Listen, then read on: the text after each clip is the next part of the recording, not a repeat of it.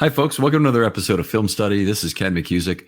We're here to discuss the offense from this win over the Lions. Exciting time to talk about both sides of the football here as Ravens fans, coming off a big win, one of the biggest in probably a couple of years now for the Ravens in terms of a one-sided statement game. Last year against the Chargers comes to mind as a similar game in 2021 against the Colts. But here to join me and talk about that is Brandon Croxton. Brandon, how you doing? Hey Ken, always glad to be here. Yeah, always a lot of fun to have you on, Brandon. Lots of football knowledge from playing the game and certainly years of watching the Ravens as well. What did you take from this game for starters in terms of what's really portable in terms of what impacts or gives you good positive feelings about the rest of the season? Sure. I think number one for me is they showed the potential of this team as really being as good a team as any in the NFL. The defense has played spectacular all season, and this was our first taste of the offense clicking on all cylinders, and they were excellent. They drove the ball with ease.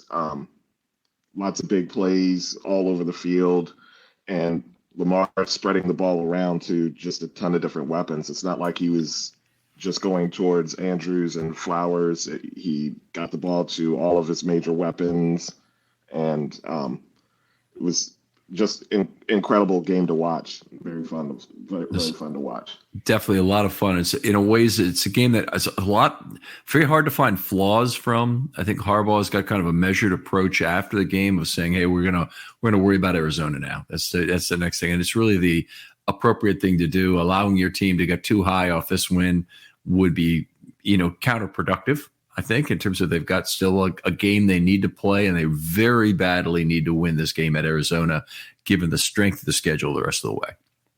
Yeah, absolutely. Out of their 10 opponents, 8 of them are 500 or better. So it's a tough road. And the challenge this week is just to stay focused. All the media is sending all the flowers, giving all the praises, and just don't believe your hype. Keep focused and keep grinding and keep working on ways to improve all season. Yeah, you're muted. Sorry about that. One thing I was very excited about was how the offense created space in this game. I thought they did a better job than they had in the past. I thought they got Flowers down the field more than they had in previous games, and probably got some safety attention from that. In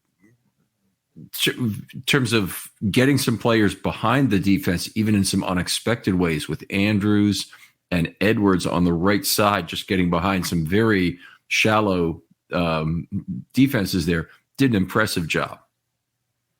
Yeah, absolutely.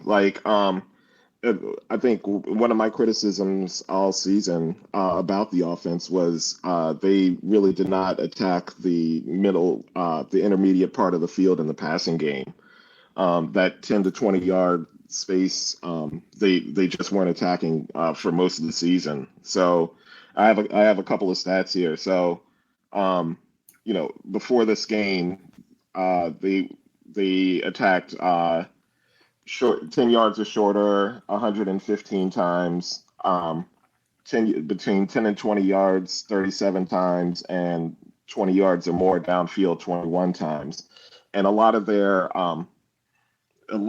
intermediate passes were kind of off script, was Lamar escaping the pocket and then finding a receiver downfield, and not a lot of kind of scripted plays or design plays to attack that field.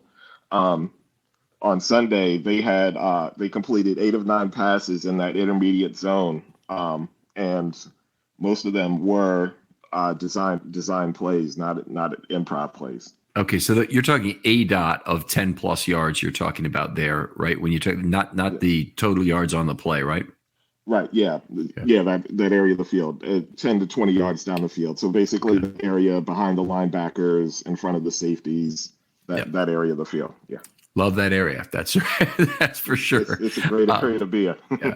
Uh, there was certainly a lot of throwing there. I thought there was a lot of creativity that got Lamar to some of those throws, and obviously the standard bearer for those throws was the throw to Aguilar that was well down the field. But Lamar was terrific under pressure in this game. We're going to get to that.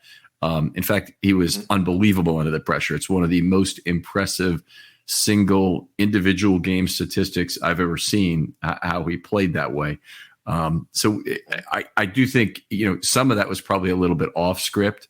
And some of it was just an extended script in terms of the play had more time to develop, maybe to become something good. Like the long play to Flowers was in that category in terms of it took a long time for that play to develop, for about 4.5 seconds for him to get that throw off to Flowers that went up the middle. Flowers no one was anywhere close to him. And then he had 20 yards roughly after the catch. Right, exactly. Like the offensive line held up great on that play. For, like you were saying, 4 to 5 seconds for the play to develop, and there's one guy that finally broke through, but he didn't even get into Lamar's throwing area by the time he let the ball go. So it was a great job by the offensive line to give them the time to attack that middle of the field, because they really tore them up over the intermediate zones today. All right, Shimber, we're going to come back to a lot of that, I'm sure, later, and when we talk about Lamar. But also some players got back on track in this game. The guy I'm really excited, honestly, to see back on track is Bateman, who had 2 big first down catches when they really needed it from him, and did allow a third ball to kind of get away from him. Lost the tracking on the ball down that left sideline, which was unfortunate. But I thought him being reintegrated in the offense the way he was very positive. So important to get him involved in the offense. He can really, if you're focused too much on Andrews and Flowers, he's really a guy that can exploit one-to-one matchups against lesser cornerbacks, and he's a perfect guy to attack the middle of the field, that intermediate zone. He can even get deep on players. So yeah, it's exciting. He's a really good route runner. Yeah. I'm very, very excited about that too. You do kind of need to have good offensive line play. The Ravens, I think for the most part, they had it. They gave Lamar pretty good amount of time in this game. I'm not as high on the offensive line play. We'll get to this in the second half as PFF is, say, because I think the holding calls were actually pretty costly. But just qualitatively, they did some things that I think bear a lot of positive portent for the rest of the season. As opposed to really scoring highly in this game, which a couple of them did, but others did not. Yeah. Let's, one thing we've been talking about all year, and in fact, probably all off season, is trying to get some of the younger players at least a series or so at the end of a blowout game. And you always talk about this as being a possibility. This was one of the first opportunities to do it. They got on pretty much everybody on the roster onto the field at some point during this game. Yeah, it's always good to see get a few reps. Keaton Mitchell got in earlier in the game, and it was good to see him earlier. But it's important to get your young guys some reps and give them some experience. We'd like to see Likely and Kolar get a little bit more involved in the passing game, but at least they're in there doing their job, at least on run plays. Yeah. That is one of the kind of the unfortunate things is that we've got some players who have kind of been forgotten in the offense now, and I don't know how they're going to get those guys back in the offense. Likely Kolar or Duvernay didn't have a target again this week, and it's been a while. Likely has not had a target now in 4 weeks, I believe. I don't know when Kolar's last target was. I guess I should kind of look this stuff up as I'm saying it. But and Duvernay, I think it might have been 3 weeks for him since his last target. He might have had one against the Steelers. Yes, I think he did, where they might have even classified it as a drop. Yeah. Like I feel Kolar had that big drop, I think, in the Indianapolis game, and we haven't heard much from him at all since then. And Likely, yeah, who I really like, and I think is, really kind of needs to get back involved in the offense as a second tight end. When you're in kind of those rundowns, he can be a nice play action, threat over the middle and things like that to open up when you're, in a 12 personnel or have even, a big personnel setting. But yeah, it'd be nice to see them more involved in the offense. Yeah. It's in the case of I think I'm not 100% sure that I heard you correctly here, but Likely was the one who had a big drop against Indianapolis, and that he had 2 targets in that game. One was for 20 yards and it was a good play, and it was he was after the game he had caught 3 of 4 balls, but the other drop was very costly towards the end of the game, cost him a drive on third down. And ultimately, it probably cost them the ball game. If he catches that ball, they win it. But Kolar has not had a target since week 1, and that's when Andrews was hurt. Oh, I thought he had a target in week 2. That was the drop he had. Yeah, okay, that was the drop he had in week 1. Then, yeah. All right. Yeah. And then Duvernay had 1 target against Pittsburgh, dropped, and he's only caught 2 of 7 balls for 8 yards on the season. He only had nine snaps in this last game, so he's almost reverted to being completely a return man at this point. Not that he's been bad at that or anything, but that's not a broad enough usage, in my opinion, to make him worthwhile at $4 million, 4.3, right? Sure. Yeah, something like that. Yeah. They've really gone away from kind of the gadget plays a lot in the last few weeks, and you'd like to see that more. I mean, maybe they're saving it for the FC North games or some of their bigger games and get them involved. But yeah, they need to try to find ways to keep them motivated and keep them involved in the offense. So you mentioned the gadget plays. I did want to hit on that. One of the things I really liked about this game was the fact they got three of their 4 speed guys involved in the offense in the same game. They really hadn't done that yet. So to my way of thinking, they're still using too much orbit motion, jet motion, et cetera, with Flowers and not focusing him on being a receiver. All right. But they did use Keaton Mitchell in for 2 plays as a pony backfield both times, which I believe that's the first usage of the year for them, a pony backfield. And, the second time he got a nice shovel pass going forward. That's exactly the kind of role I love for Keaton Mitchell. Absolutely love it. It makes him extremely valuable. And then, of course, they had Justice Hill in the game, and he was deadly when he had the football in his hands, if he could keep it there. Yes, that's the one thing about this team is they are putting the ball on the ground way too much. They've pretty much lost a fumble every game this season, and it's something that has to be fixed going into the second half of the season and into the playoffs, because it's going to cost them a game at some point. What was your thought on the fumble? It was ultimately called to Jackson, and this happens when there's a fumble on the exchange. It goes to the quarterback unless the running back has clearly, received the football.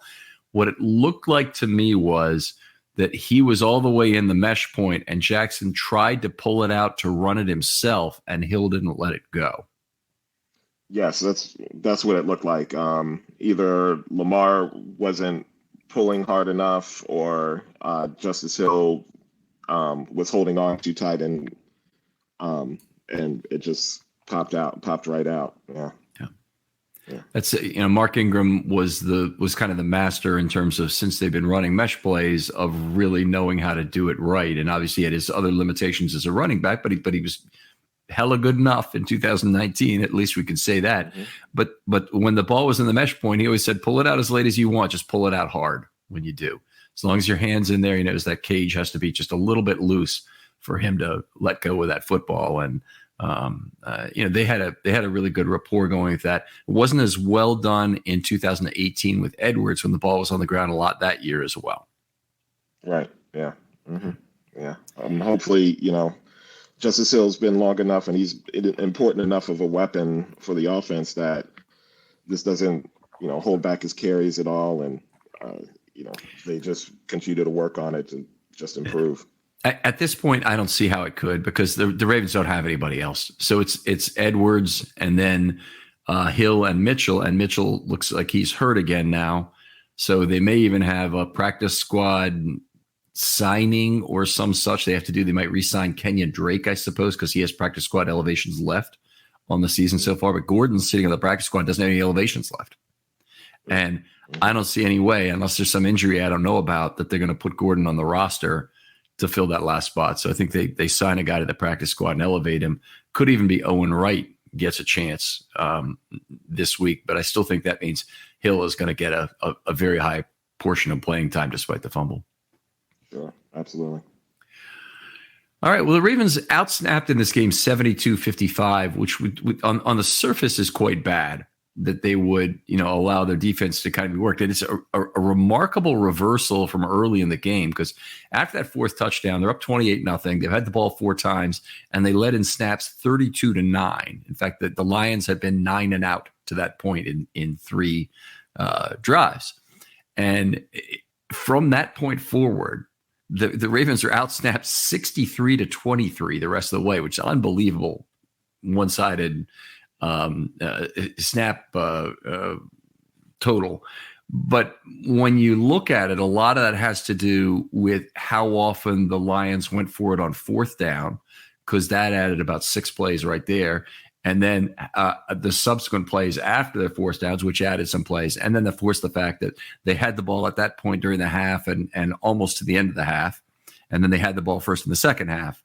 And then basically towards the end of the game as well. In fact, they did have it all the way to the end of the game.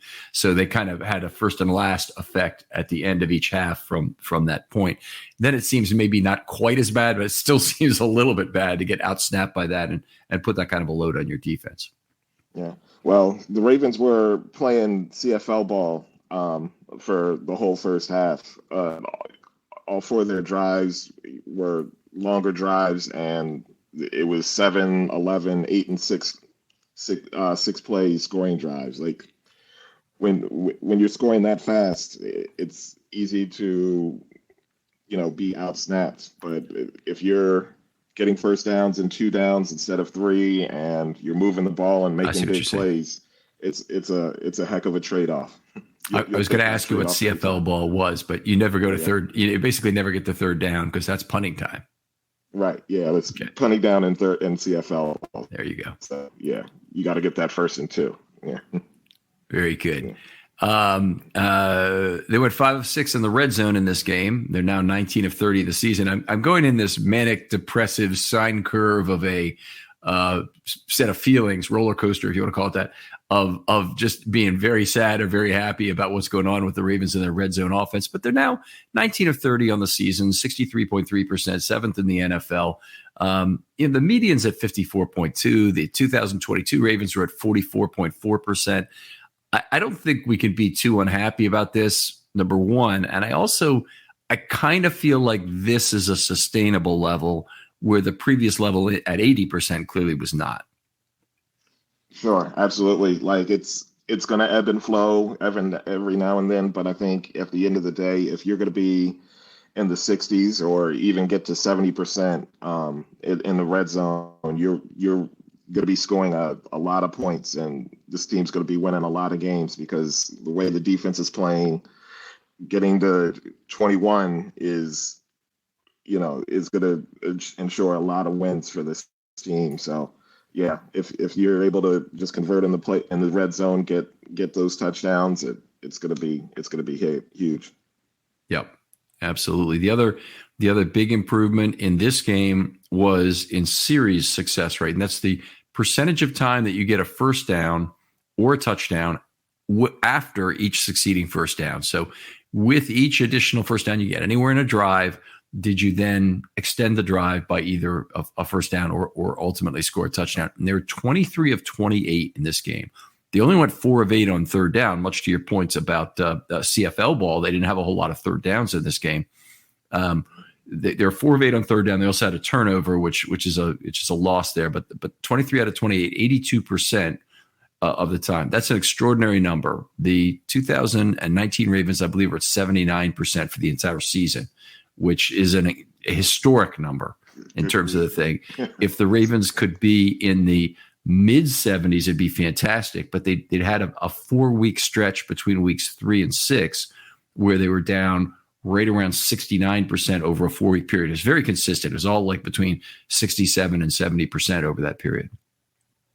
Yeah. They were cooking on all cylinders. They were running the ball well, passing it well. The Lions were off balance. It's what you want to see, and hopefully they can continue the success that they had, because they were just in the zone. We had okay, so I'll tell a little story here. 5 big offensive flags, first of all, on the Ravens in this game, including 3 holding calls. They had an offensive pass interference, which was coincident to an end of a drive, so it was declined, but obviously shows the importance of not getting flagged. Had it been they gave the defense the option to decline that flag, and so it wasn't just 10 yards; it was 10 yards or worse, which the or worse is what they took. And then they had one other foul. What was it? It was now I'm forgetting here. Intentional grounding, which was offset by a defensive flag, defense holding or illegal contact or whatever it was. Illegal contact, yeah. Mm.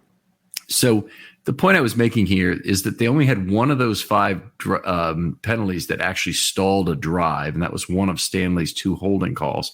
So they did a good job of digging themselves out of holes on 2 holding calls, and obviously having an offset and a already at the end of the drive on another flag.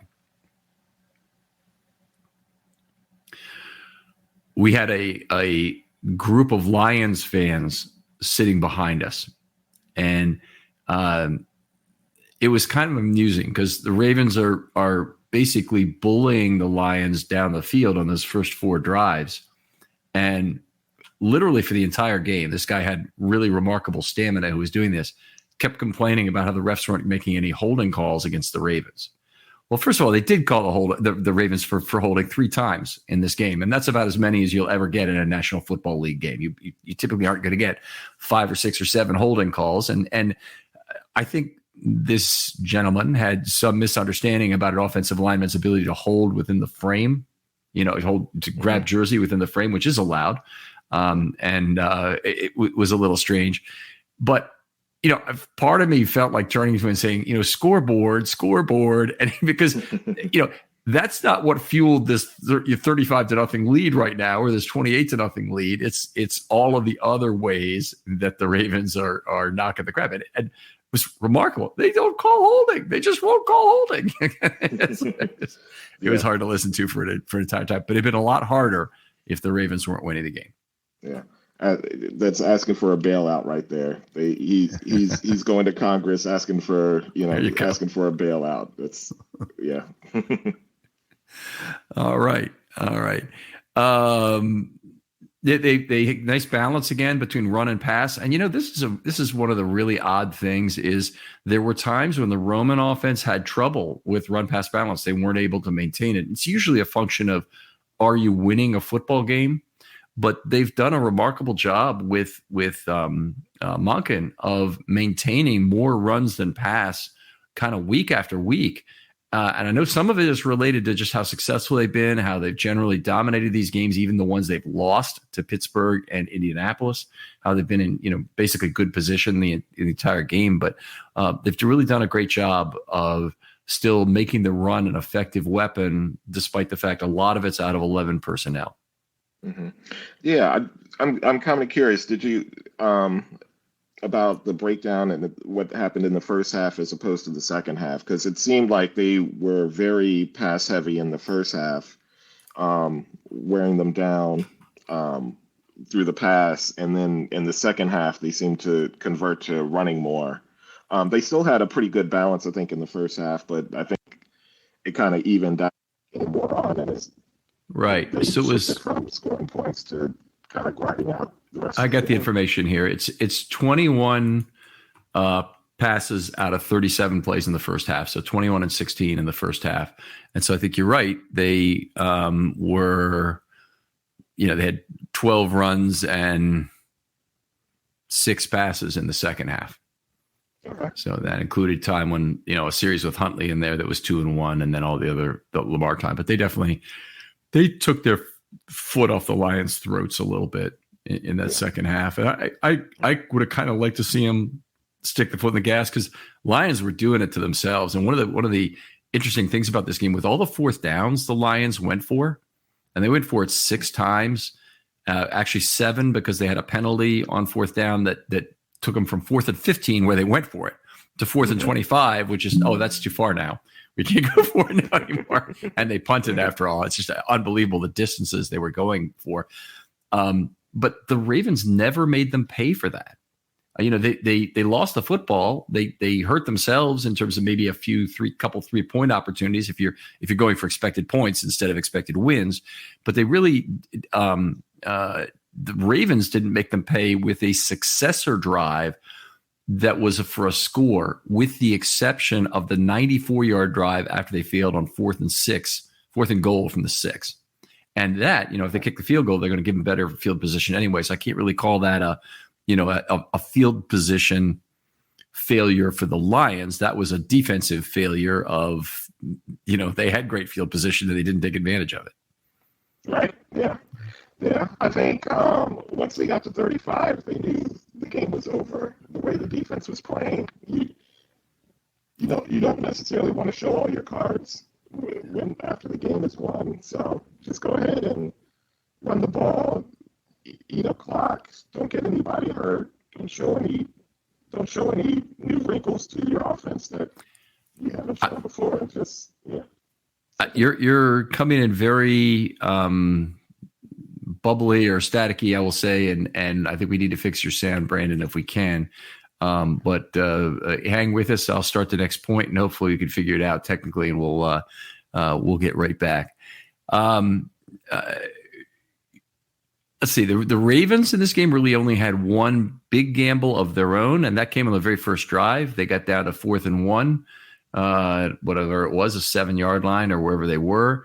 They decided to go for it, which was good. It looked like a little bit of a long one. Harbaugh said in the post-game show, 1 was their limit in terms of that. I don't know why, because it's a big game against a quality opponent. You should take more chances on 4th down under those circumstances, and be more sure that you don't leave points on the field when the game's tied anyway. And as long as the game is close, I guess I would add that in the early part of it. But anyway, on 4th and 1, Stanley had one of the great lead blocks of all time. In fact, I would say one of the greatest ever finishes, now that he got away with it without a flag, that I've ever seen from an offensive lineman. But the way he put that poor defensive back into the ground, and pretty much, if you've been on the field at M&T, there is a steep slope that you notice when you get off of the football field and behind the goalpost where the field drains. I assume that's what that's for. So the field you think of it as being this perfectly flat surface one. It's actually peaked, and a lot of football fields are. But in the goalpost, in the goal behind the end zone in particular, there's a steep slope off, and that's where you put him into the ground. It's like that's driving him downhill, and then you're falling on him and everything. I was actually surprised he did not get flagged for that. Yeah. Gronk calls that throwing somebody out the club, and it's that's pretty much what he did. Is he just took him and just drove him all the way through. It's possible that he didn't hear the whistle. And that's why Let's go with that.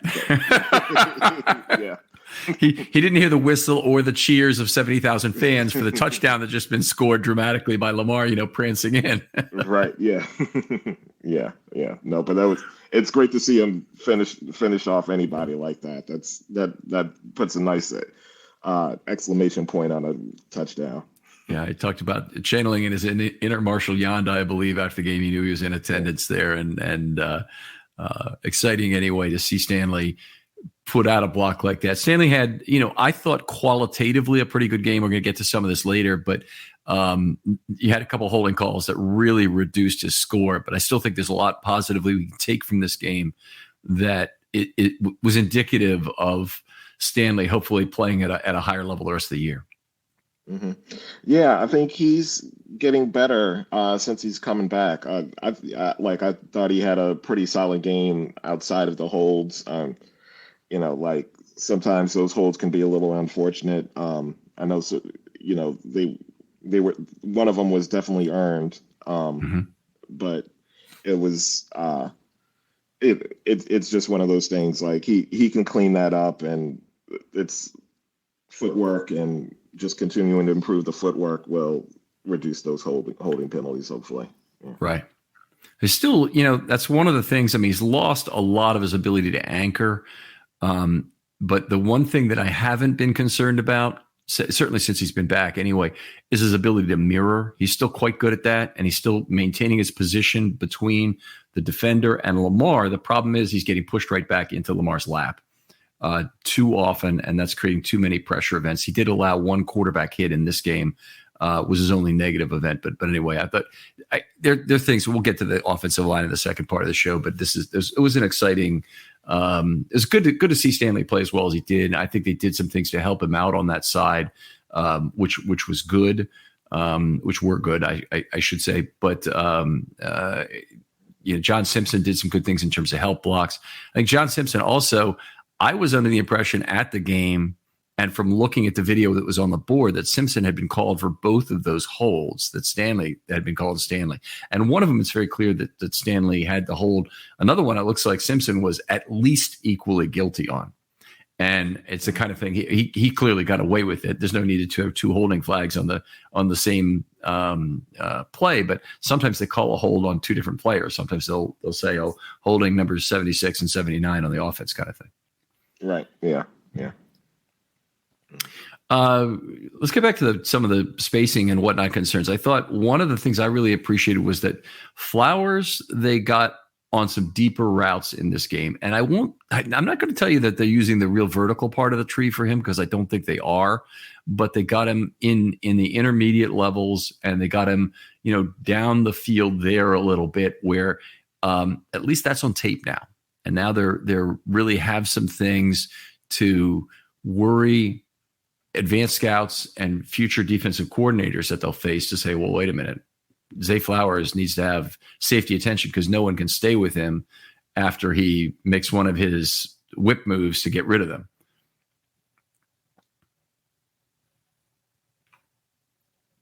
I think you're on mute.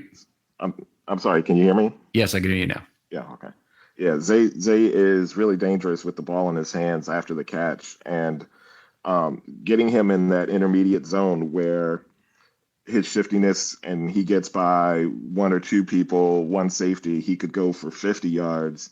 Mm-hmm. He's so much more dangerous there than if he's catching a wide receiver screen or something, and he's got 5 or 6 players, including.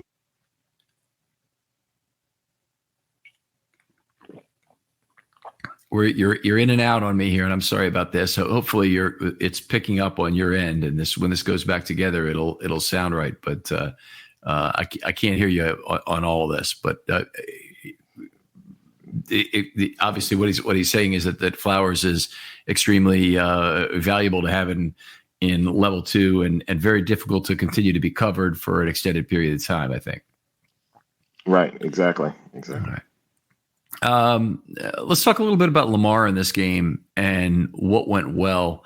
A few things is interesting, because the Lions tried multiple ways to deal with him in this game. And I think of the Lions as being primarily a 4-man rush team, because their front four is so good, but they didn't hold themselves to that. They rushed 5+ on 11 occasions. That's 41% of the time, with Lamar in there. And on those plays, Lamar threw for 162 yards. That's 14.7 yards per play when the Lions rushed. When the Lions, the common definition of blitzed him is that they rushed 5+. Mm-hmm. Yeah, they had a great plan for when the Lions were pass rushing.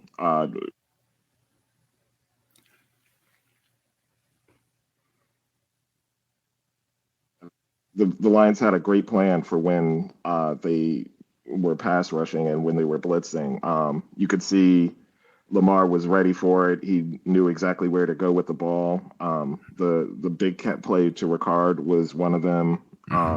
And I think even the 80-yarder to Gus Yeah. was a blitz as well, and he just knew just how to move, and Gus adjusted very well on the play, and it was a huge play, and it's great to see that he makes a team pay when they blitz him, because there's been times in the past where he hasn't made teams pay.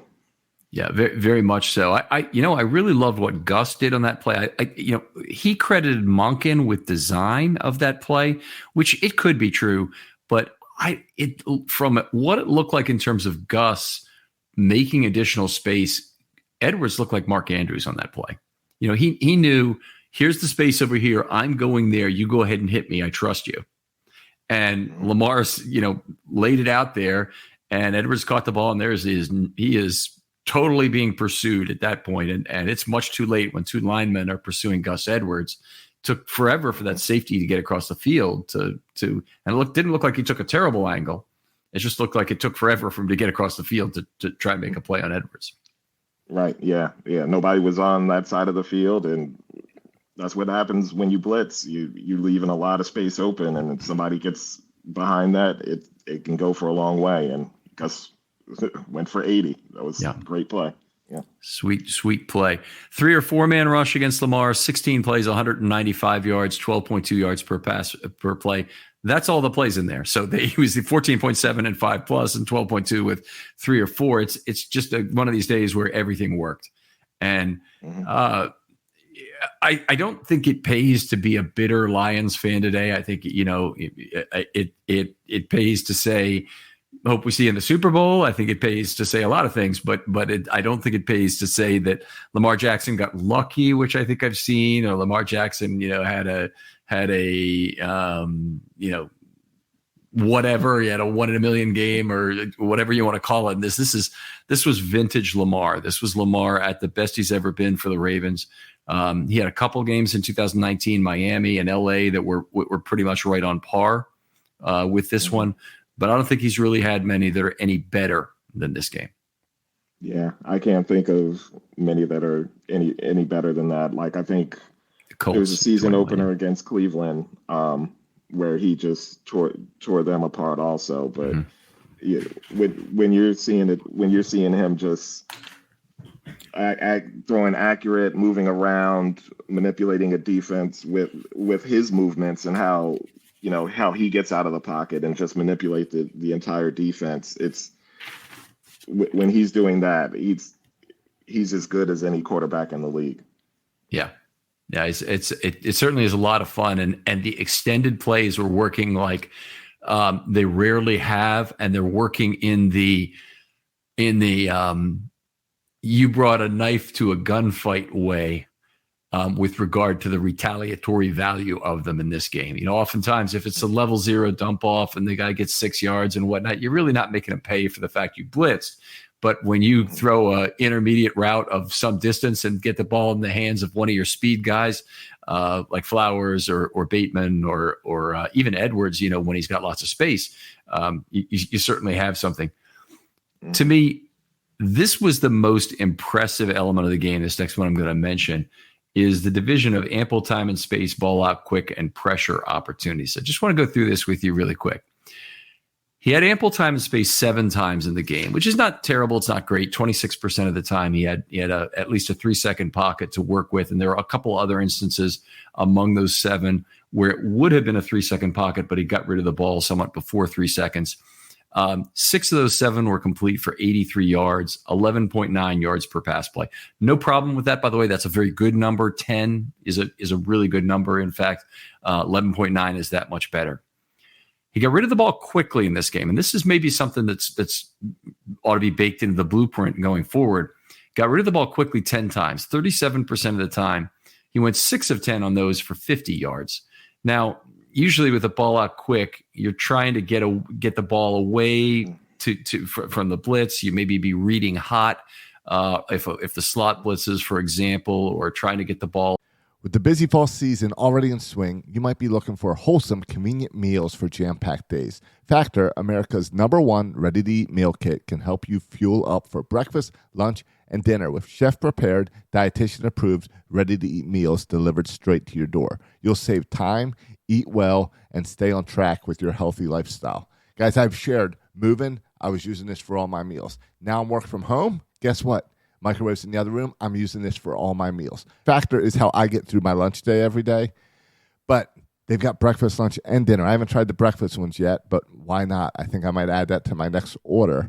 But I love them for lunch. Plus, they've got new autumn fall flavors out right now for a limited time, featuring seasonal veggies like cranberry, pecan chicken, and apple Dijon pork chops.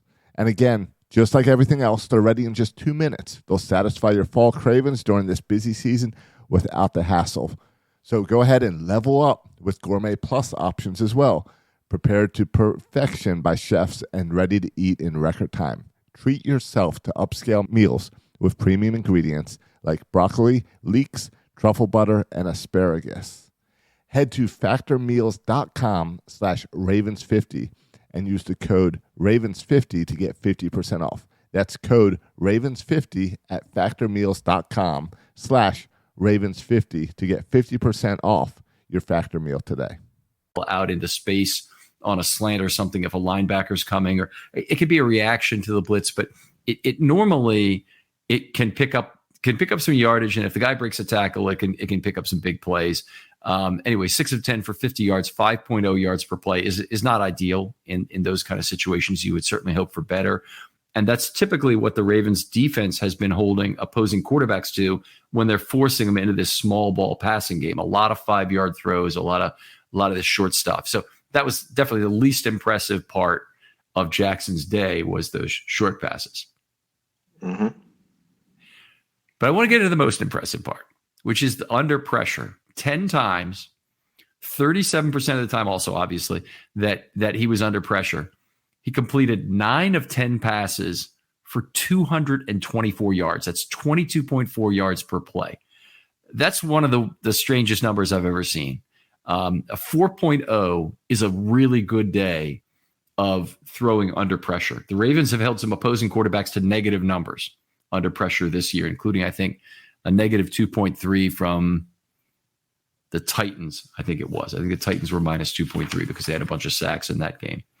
But let me just tell you the yardage on each of those 10 plays.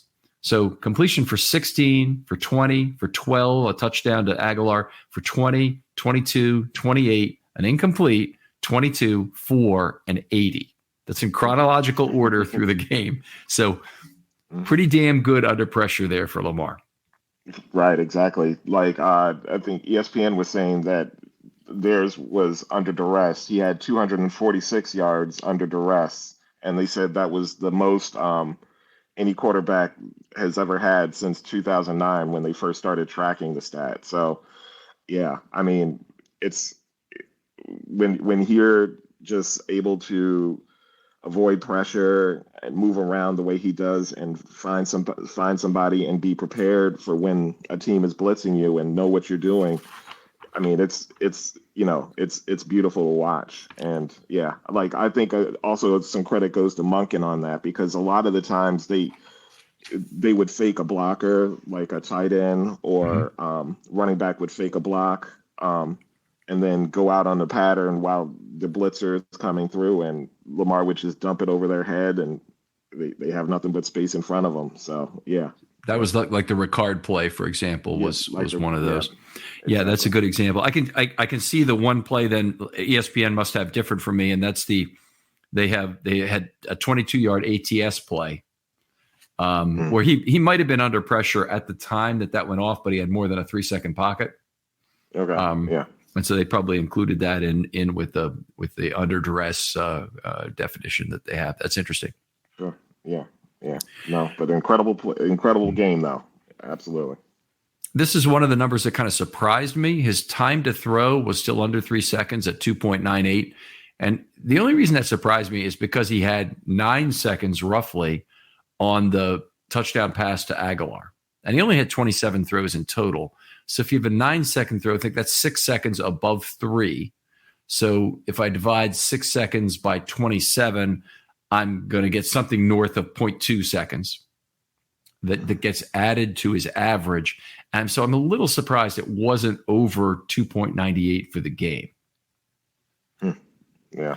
But anyway, they may have a cap on that. They may say, okay, if it's over 5 seconds, we're not going to include it we're only going to include it as a 5-second play. We're not going to include it as a 9-second play.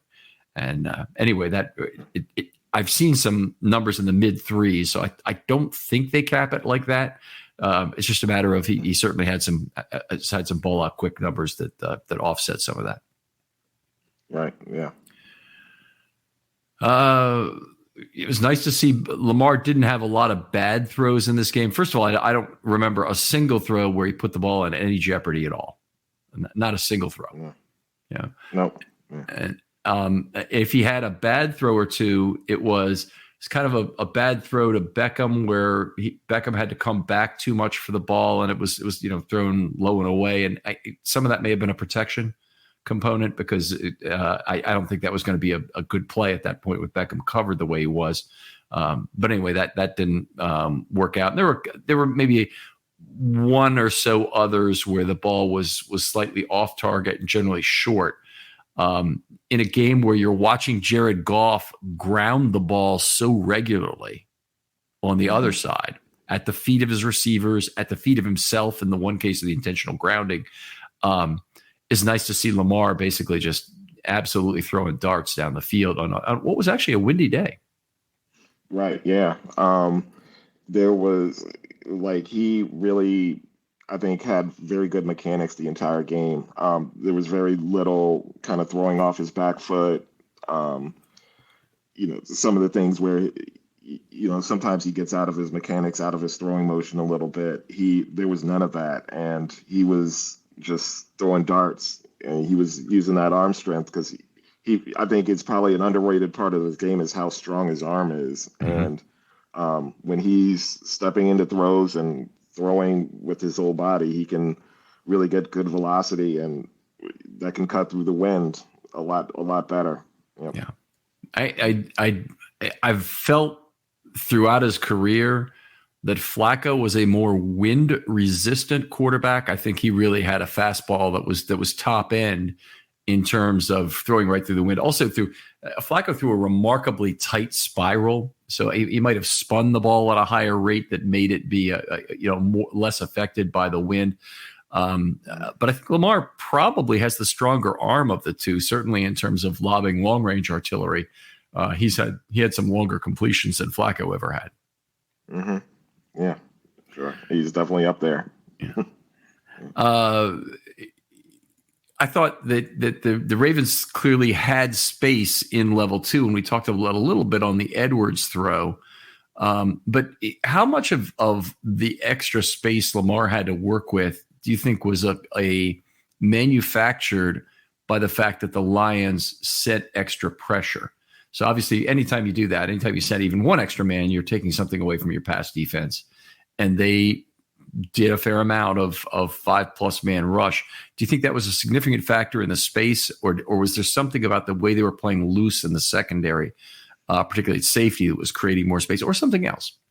So I think they were playing very loose on the back end.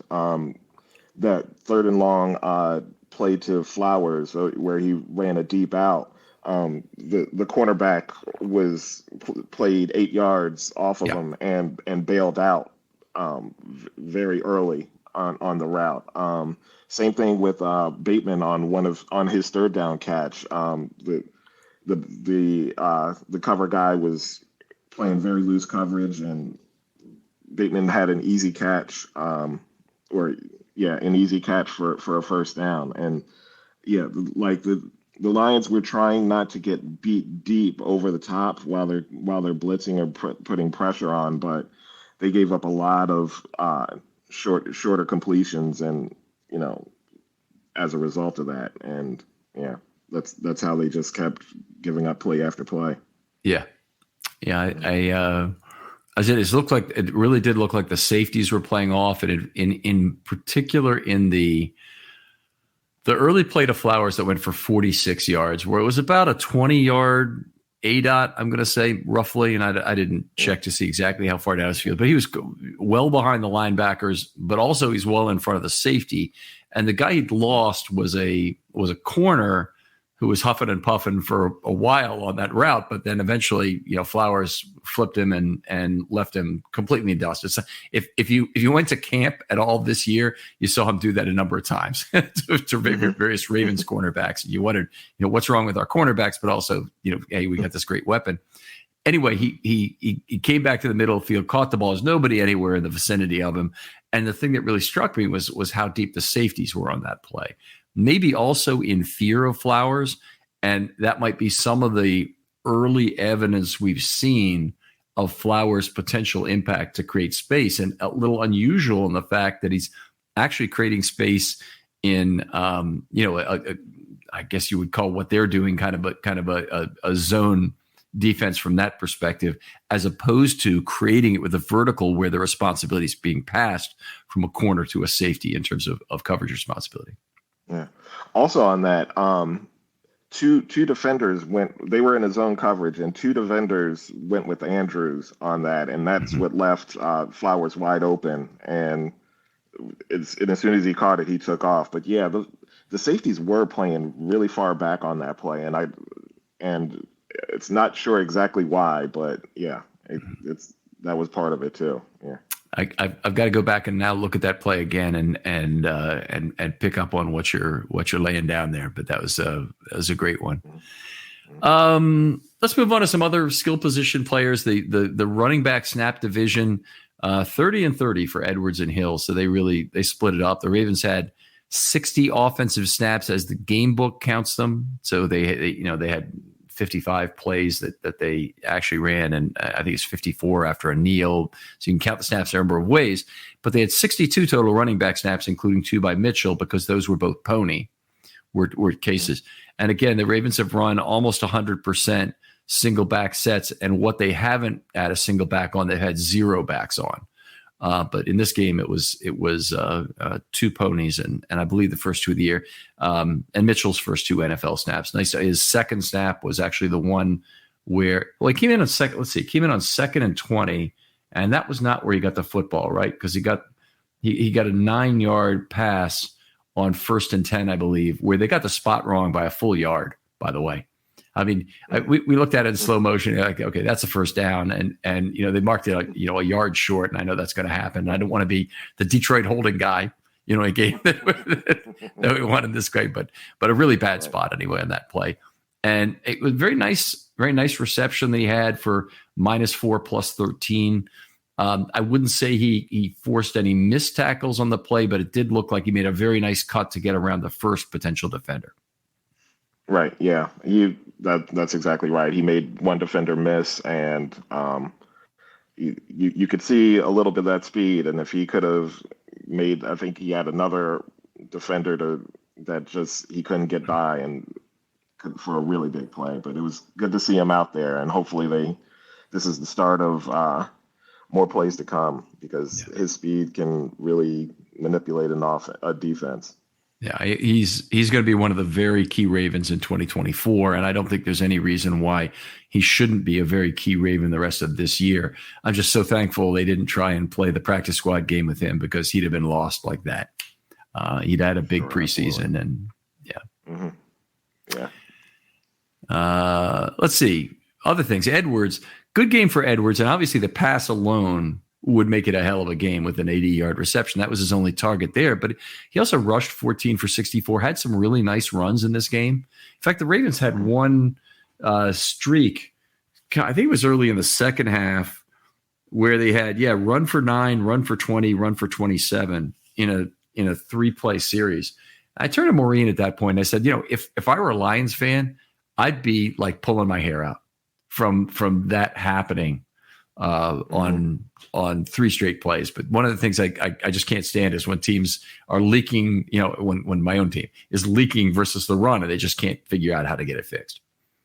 Yeah, absolutely. Like the run game was a little slow starting. They were having a little trouble at the beginning. Boy, that that defender Bugs up in the middle. That's a big boy right there, and he was plugging up some holes pretty effectively. But I think as the game wore on, as the Ravens were just using so much of their speed that was just wearing them down, that Edwards became that hammer and just started running through some tackles and breaking off some good runs. So it was good to see that him kind of closing out games, hammering down on some nice runs there.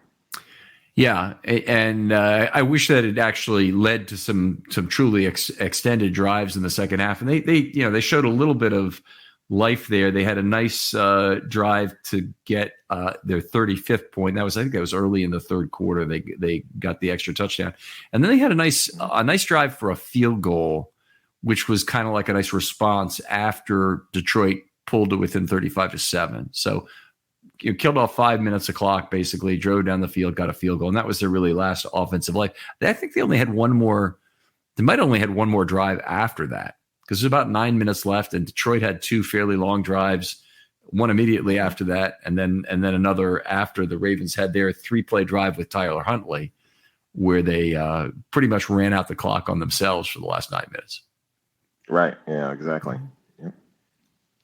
So Edwards in there, he had 30 snaps and got the ball 15 times, 15 touches, 14 on the ground and 1 through the air. Hill on 30 snaps only got the ball 5 out of 30 times. Now that is kind of the nature of being a passing down running back, is you don't usually get the ball nearly as often. And he most of his touches were still the run. He only got one target, I believe, is on the first play of the game for a 1 or 2 yard pass, right? The one off to the right I'm thinking of. That was Hill, right? Mm-hmm. Yeah. Yep. Mm-hmm. All right. So, Hill was certainly very dangerous in this game, but didn't get a lot of touches, unfortunately, and in particular that was true after the fumble. What else did I want to talk about here? Edwards had a couple of missed tackles forced. The PFF has him for a YACO, yards after contact, of 3.14, which is relatively small sample size in 14 plays, but it's certainly headed back in the right direction. And Gus was at 2.30 last week. That's much too low for Gus. And I think that most of that, when Gus is really going well in terms of yards after contact, it's because his first contact is coming in level 2. And level 2 players are not the right size, generally speaking, to tackle Gus Edwards. Even linebackers are just an even matchup, but safeties and corners have a really hard time not dragging him down over the course of several yards. He runs through contact very well, and especially exactly like he's saying, once he gets through that first level into the second level, an arm tackle isn't going to bring him down. You really have to put your body and wrap up with him, because once he's kind of gets his feet going and gets that acceleration and that burst through there, he's very tough to bring down, and he's very strong, and arm tackles just aren't going to do it. So yeah, exactly. Leaves a leg in the way that they always used to talk about Jim Brown. But if you think back to why the Roman offense was so successful, they had great misdirection to spread the field horizontally. But if you know the other team's running, you still should have a good chance to stop it.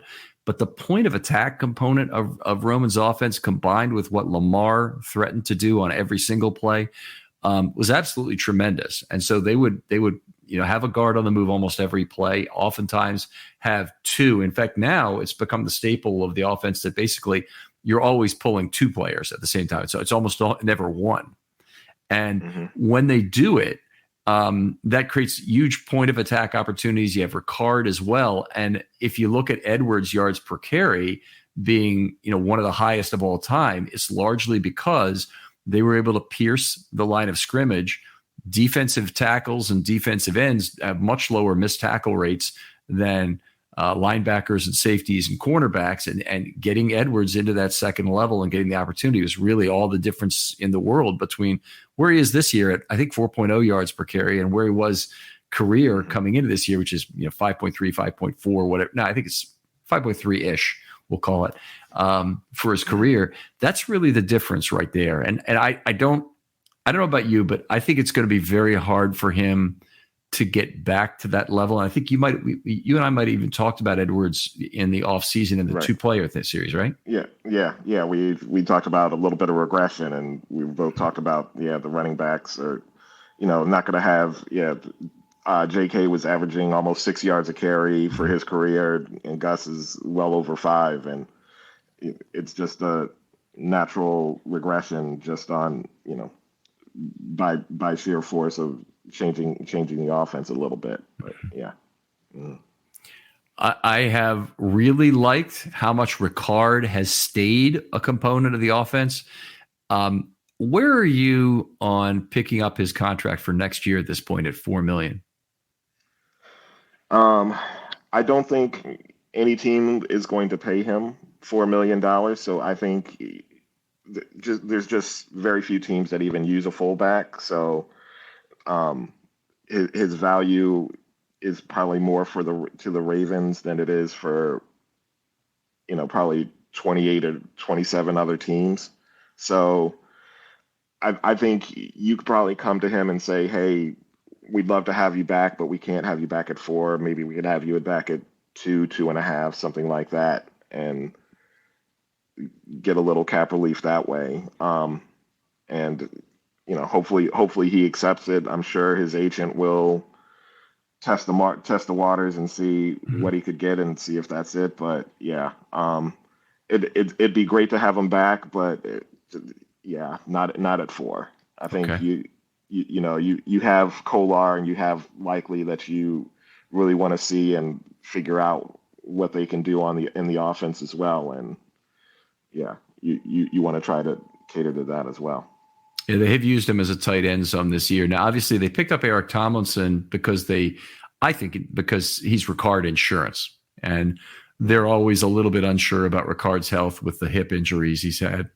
And I guess I'm going to go back to the contract situation for a second and say, I think you could make an argument right now to extend Ricard. Is that not only has he proven to be very valuable within this offense, that Monken seems to understand how to use him and whatnot, but maybe I don't want to pay him $4 million next year, but maybe I'm willing to pay him $5.8 million over 2 years, or $6.2 million over 2 years, and have some of that go out into 25, get a little 24 cap relief out of it. Now they're gonna play that game a lot anyway because they got so much void year crap running off after 23 that's going to hit them in the 24 cap, that they're going to need to play some more games to extend.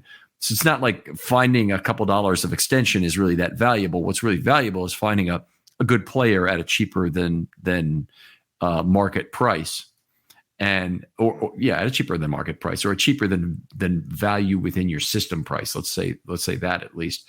I would love to see if they could extend Ricard, and I wouldn't even be upset if it was for 24, 25, and 26 that they agreed to a contract. Again, I think that there is a chance you end up holding the old maid at the end of Ricard's career, meaning you have a year that doesn't get played, but it's also possible that he plays those years and is a hell of a player still. Yeah, I think the one thing that you worry about is how old is he? Is he 29 now, or? I'll look it up, but what the point being that you think it's a higher possibility that he'd be at the end of his playing career. Yeah, I mean, certainly a 2-year extension might be in the cards, and you kind of do I call it the Marshall Yonda thing, where you extend him once a year, every year until he decides to retire. But I mean, yeah, he's 29 now, so it's I don't necessarily know if you want to extend a fullback 3 years, but maybe 24 and possibly 25, and that's as far as I'd probably want to go, though. Okay. I can see your hesitancy. I think there have been some fullbacks who've lasted a little longer in this league, and when you look at Neal and Leach, who played for the Ravens specifically, Sam Gash, I think as well, might have been a guy who lasted into his 30s. were fullbacks for the Ravens that lasted a long time, and they were happy to have at those ages. But you do increase the chance. I don't want to go on a 2-to-1 make one treadmill with him. I want to figure out how long he's likely to play and try and get those years out of him, as opposed to overpaying in some sort of signing bonus, and then you don't end up paying $4 million for the season. You end up paying $5 million, and you can't pay the next one. Kind of thing. So whatever is done for Ricard, it's got to be at a low bonus level. It's got to be something where most of his money is coming from Royal Farms and not from the Baltimore Ravens. I don't know if that's true, by the way. I don't know what kind of money he makes from that, but he probably does pretty well. Mm-hmm. Yeah. Okay. The other thing about Ricard, very exciting in this game, was that 28-yard catch. And I immediately saw, and I said, that's one of the longest catches by a fullback in Ravens history, because I know Muhaley had one of 30 yards that stood as the record for a long time until Kyle Juszczyk had, I believe, either 3 or 4 total catches that were in the 30s. And so there were no other higher. So this was probably number 5, I think it was, in Ravens history. And then somebody else came up with a question. I don't think I thought of this myself, because I'm not that creative, but somebody came up with it in Twitter and said, well, how about a 300-pound man? And you can't really look that up directly in StatHead, which is a little frustrating to me. But somebody else found up a way to look at for game totals by pound. And they actually found that Ty Sambrailo once had, it's a name I kind of remembered, but I didn't remember exactly who he was. But he played for the Falcons and was an enormous player who I think he might have been a converted lineman / tight end kind of guy. But anyway, he got free for a 35-yard touchdown in one game at Tampa, and immediately somebody had the video up there online. So it's great you've got this army of researchers out there on Twitter able to quickly get you the information on that. But I believe Ricard's catch, which he came out and said was the longest of his career, is the second longest ever by a 300-pound man based on the available game stats. There's only been, of 300-pound men, there's only been a handful of players. The list is dominated by Ricard, who've ever had 28 yards receiving in a game total. Oh, sure. It's like 4 or something have had that. And the players who had 20 or more is dominated by like 4 different Patrick Ricard games already. So yeah, I think Patrick Ricard will go down probably as the biggest deep threat for a 300-pound man in NFL history. You don't even see those guys going out for passes unless it's around the inside the 5-yard line anyway. But yeah, like it is cool that he's so big and he's able to just get out in the flat sometimes and run over a safety or something like that. But yeah, when he saw all that wide open grass in front of him, I know his eyes were wide open that whole time. And I'm a big guy myself, so I'm cheering for the big man to get a 50-yard touchdown there. I was upset that he got tackled finally, but yeah. There are a lot of us out there who like to see it happen anyway, regardless of whether we're our size category is exactly.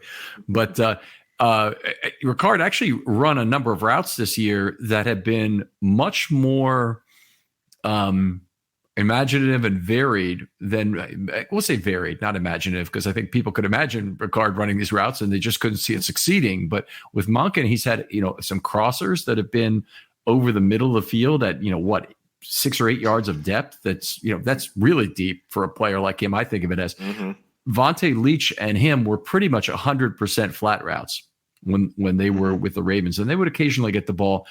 If you remember the very first play of Super Bowl 47, they ran some sort of little 8-yard hitch to Vontae Leach, and it was by far the deepest he'd ever been in a pattern for the Ravens, by far.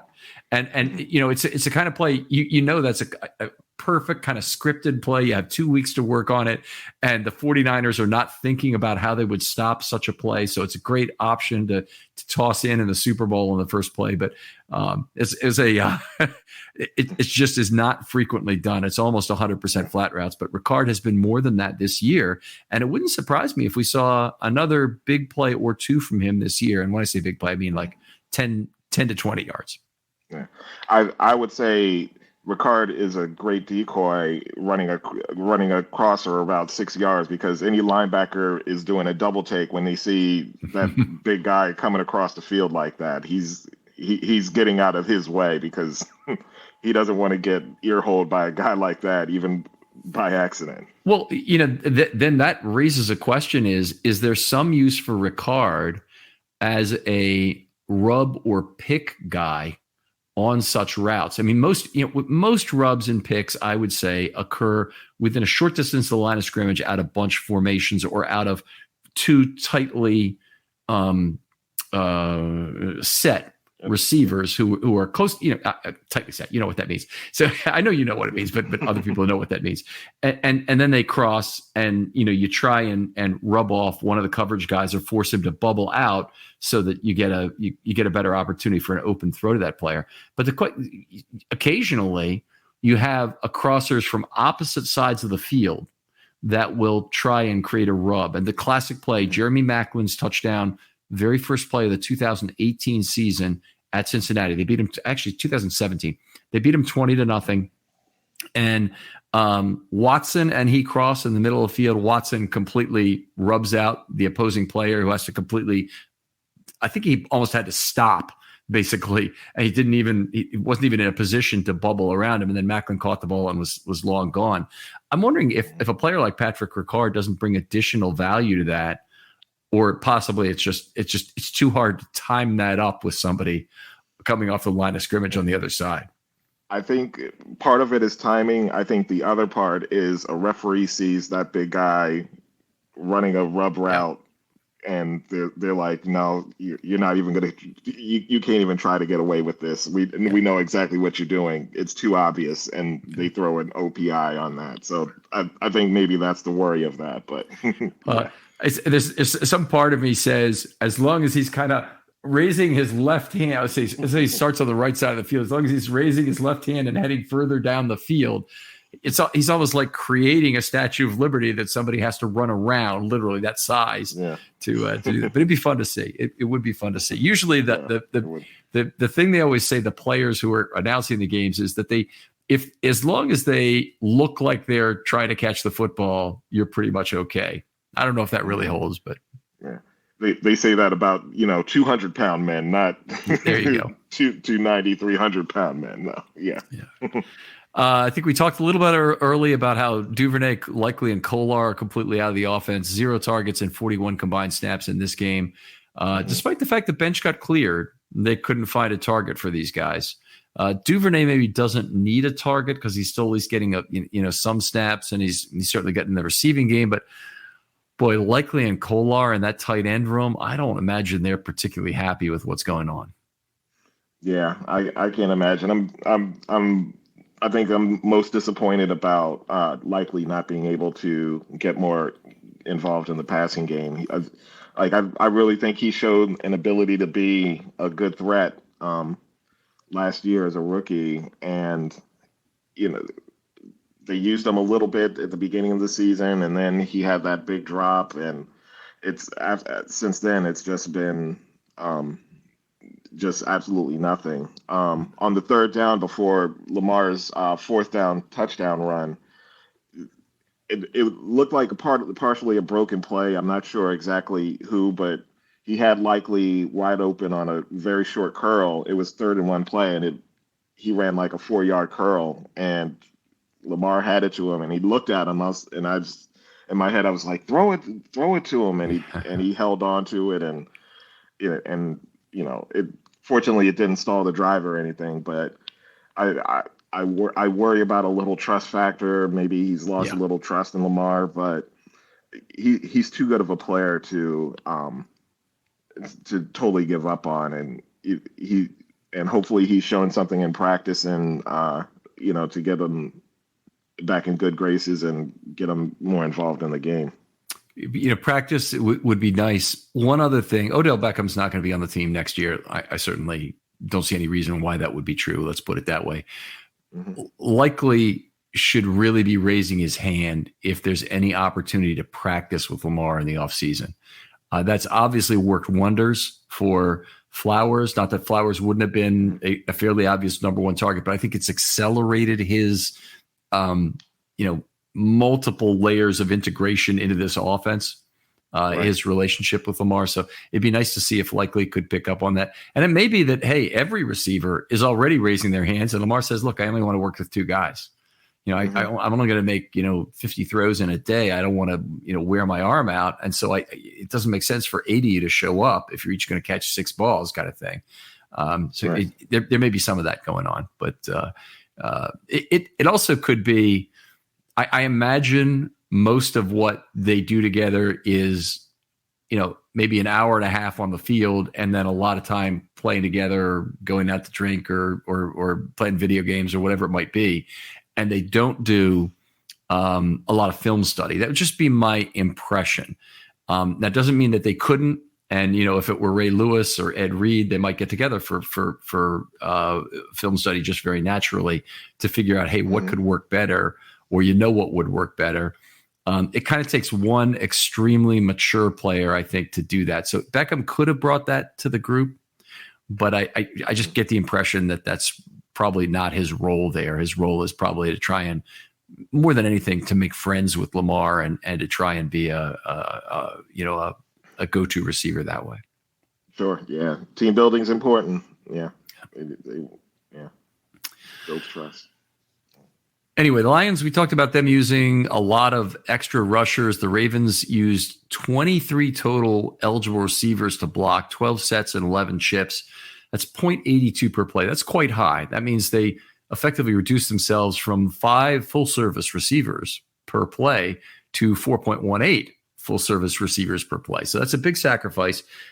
In part, that's because when they rush 5+, oftentimes the running back will have a responsibility to check for that blitz before he releases to go into the pattern.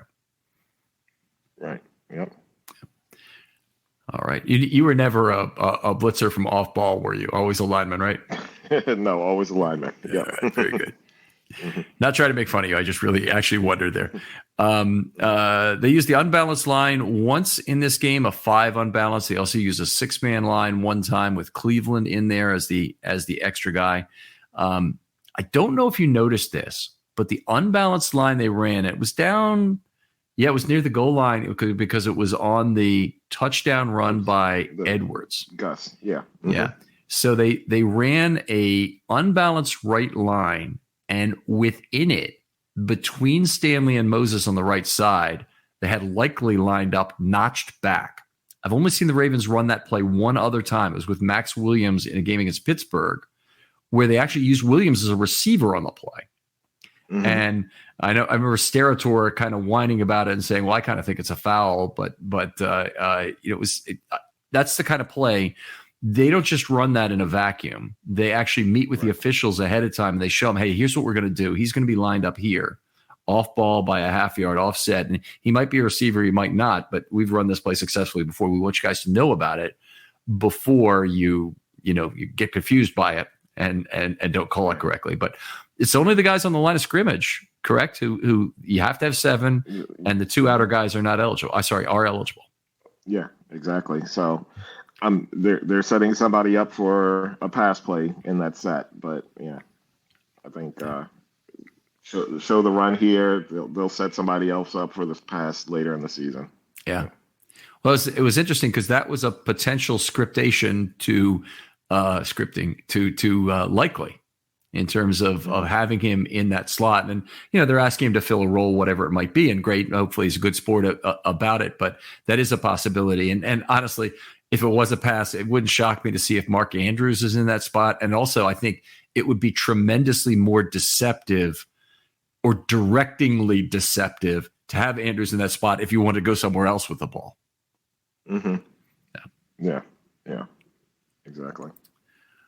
All right. We'll come back in a few minutes for part 2 here. But Brandon, where can people talk football with you online? Sure. I'm on Twitter /X at Brandon Croxton 5. Love to talk Ravens. Love to talk football. Welcome all comments. You're a Gilman football guy. I'm a McDonough kid, but you were a Gilman football player, and your wife is a McDonough chick, right? Yes. I Yeah. hate to use She, the word she that way, works but at Yep, she works at McDonough, and I have a daughter that's in first grade at McDonough too. So okay. we have a divided household. My son goes to Gilman, and yeah, so we're looking forward to November 4th for the Gilman McDonough game. Although y'all might have the advantage, but we'll make it a good game, and it'll be a fun day. All right. Always a big occasion there, and a big rivalry in the Baltimore area. Other folks out there, if you'd like to be on a film study short, hit me up. DMs are always open on Twitter. You know the rules by now. Gotten all kinds of great ideas for shorts over the last few days, and really loving it. The amount of participation out there. Try and keep your idea a little bit smaller than here's how you rebuild the entire Ravens organization. That's too much of a topic for a short. We're looking at something specific or schematic that can be talked about in 15 to 20 minutes, ideally, and offer a shorter content to some listeners out there who are otherwise intimidated by these 1 hour episodes where we go into a lot of stuff. But anyway, I'd love to hear from you. I'll get back to you very quickly. Brandon, thanks again for joining me. Thank you. Always fun. We'll talk to you next time on Film Study.